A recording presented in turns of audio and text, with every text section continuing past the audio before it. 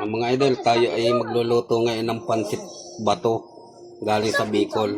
Dinalhan nga pala ako ng aking kapatid at ngayon ay atin ang lulutuin at nang matikman naman natin ang paborito nating pansit. Una ay magigisa tayo ng bawang. Lagyan natin na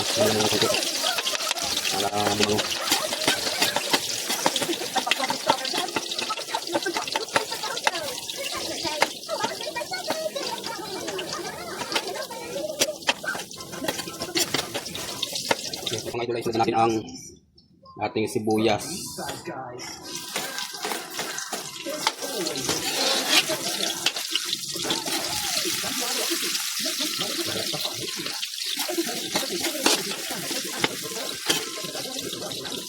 Lalagyan na natin ang tapa.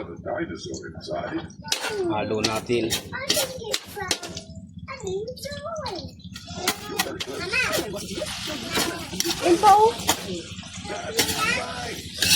Kunti lang ang ating hinalong tapa dahil meron naman tayong ihahalong kikyan.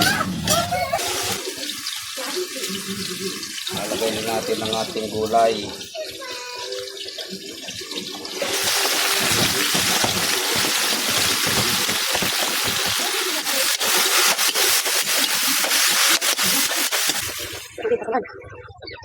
Diretso na mamaya.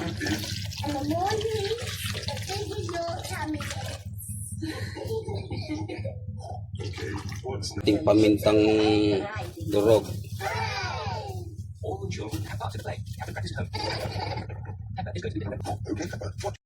Mga idol, nakulo ng ating sabaw.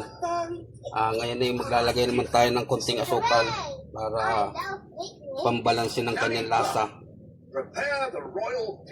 Mga idol, sanay nga tayo na pag tayo nagluluto ng kahit anong lutuin, lalo na kung adobo, ay may konting asukal. Ngayon mga idol ay ano naman ang bitchin mga idol. Ayan lang ating pansit. Ayan na. At ilalagay na ho natin ang ating pansit bato sa ating kumukulong sabaw.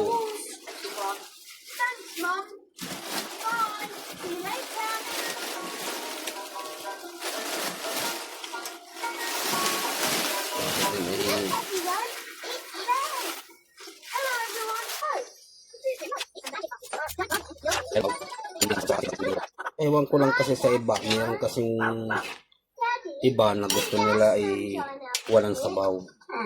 Pero para sa akin mga idol, ang gusto ko naman ay may sabaw-sabaw. Mga idol, yan, repolyo.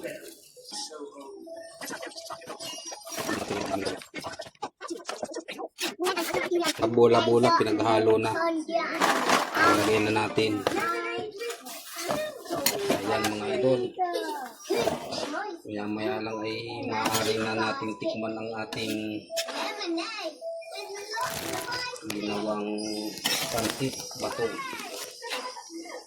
Na ito ng ating finish.